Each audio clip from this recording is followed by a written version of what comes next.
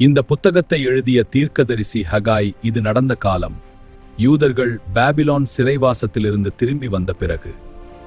அவர்கள் திரும்பி வந்த நகரம் ஜெருசலம். அவர்கள் முதலில் செகண்ட் டெம்பிள் கட்டத் தொடங்கினர். ஆனால் சில காலத்தில் அவர்கள் வேலை நிறுத்திவிட்டனர்.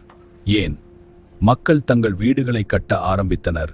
தேவனுடைய ஆலயம் புறக்கணிக்கப்பட்டது. அப்போது ஹகை மக்களிடம் கடவுளின் செய்தியை சொல்கிறார். அவர் கூறுகிறார், நீங்கள் உங்கள் வாழ்க்கையை சிந்தித்து பாருங்கள். மக்களுக்கு பிரச்சனைகள் இருந்தது. அதிகம் விதைத்தும் குறைவாக அறுவடை. சம்பாதித்தாலும் பணம் போதவில்லை. உணவு இருந்தும் திருப்தி இல்லை. காரணம், கடவுளின் ஆலயம் கவனிக்கப்படவில்லை.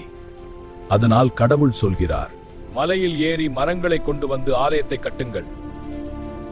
செருபாபேல், யோசுவா, யெகோசாதாக்கின் மகன் அவர்கள் மக்களுடன் சேர்ந்து ஆரம்பித்தனர். மக்கள் கடவுளை பயந்து ஆலயத்தை கட்டத் தொடங்கினர். அப்போது கடவுள் ஒரு வாக்குறுதி கோருகிறார். நான் உங்களுடன் இருக்கிறேன்.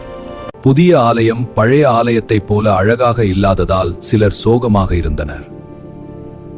ஏனெனில் அவர்கள் நினைத்தது சொலமன் கட்டிய ஆலயம் மிகவும் மகிமையானது. ஆனால் கடவுள் சொல்கிறார், தைரியமாக இருங்கள். மேலும் அவர் ஒரு பெரிய வாக்குறுதி தருகிறார். இந்த ஆலயத்தின் பின்னைய மகிமை முன்னையதை விட அதிகமாக இருக்கும். மேலும் இந்த இடத்தில் சமாதானம் வரும். கடவுள் மக்களிடம் கூறுகிறார், முன்பு பயிர் குறைந்தது, ஆசீர்வாதம் குறைந்தது.